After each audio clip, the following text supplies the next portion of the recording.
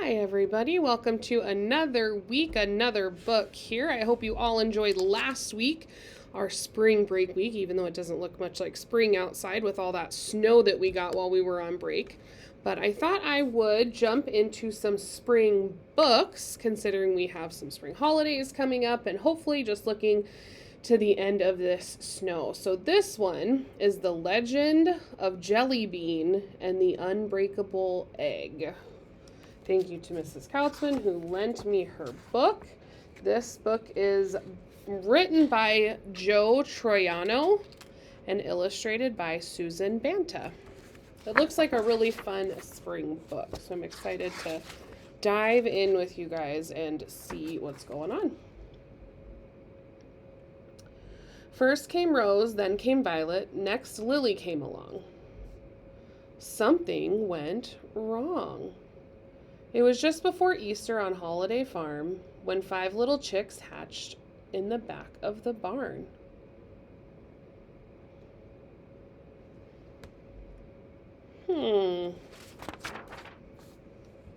One little chick, chick number 6, couldn't get out of her egg. The shell was too thick. She tried every trick. That chick knew what to do.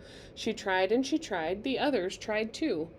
They pecked it, they poked it, they gave it a whack, but the unbreakable egg just wouldn't crack. So they begged and they pleaded, they started to shout, but that unbreakable egg would not let her out. Those of you that may have your own chicks or chickens at home, has this ever happened to you?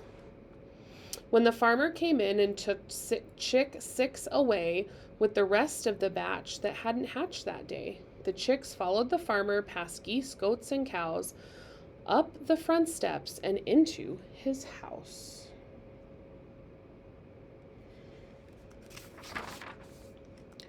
There were eggs on the table, there were eggs on the chairs, there were dozens and dozens, but which egg was theirs? Then the 5 little chicks heard a very soft rapping and knew that chick 6 was on the tabletop tapping. The chicks flapped and they flew through the air.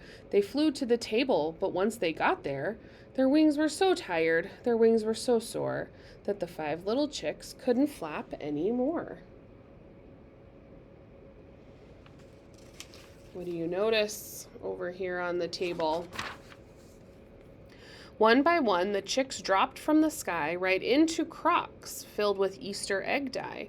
Now Rose was red and Violet was blue, Lily was orange, Tulip green through and through, and Daffodil was as yellow as any daffodil that grew.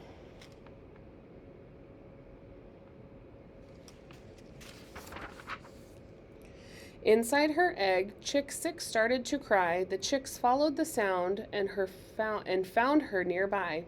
They attacked from the front, they attacked from the back, they attacked one by one, they attacked in a pack. But that unbreakable egg still wouldn't crack. So they rolled it off the tabletop and watched it drop. They were sure it would crack when it smacked on the floor, but it didn't. It just bounced and bounced right out the front door. Uh-oh. The sun was setting and the barnyard was calm. Mothers and babies were snuggling all over the farm. The chicks realized, watching that egg roll along, they had been going about this entirely wrong. Instead of whacking and smacking and attacking that egg, they should have been hugging and holding and hatching that egg.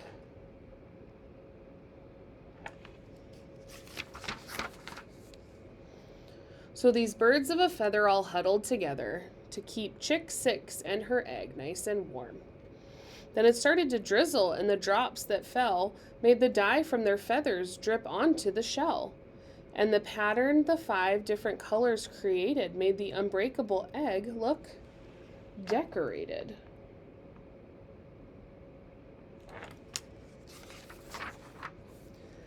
And on Easter morning, with the sun shining bright, the 5 little chicks woke up from the night. There were colorful pieces of shell on the ground, but where was chick 6? They looked all around.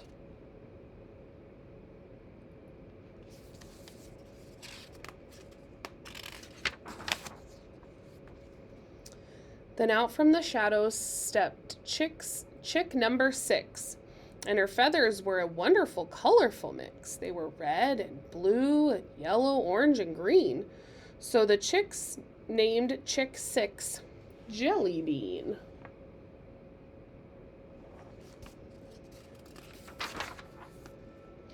The chicks marched through the barnyard proud as could be, with Jellybean in front chirping, "Come on, follow me." Every animal on the farm joined in the fun, and it was the best parade ever, the very best one.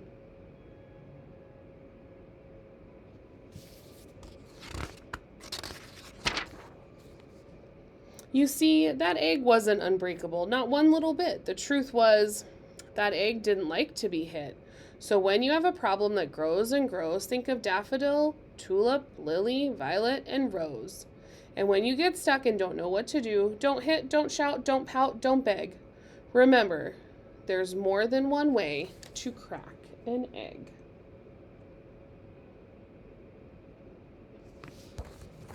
I hope you all like this book. It's a really fun book with lots of fun colors and a great lesson at the end. I hope you all have a wonderful rest of your week, and I'll see you next time.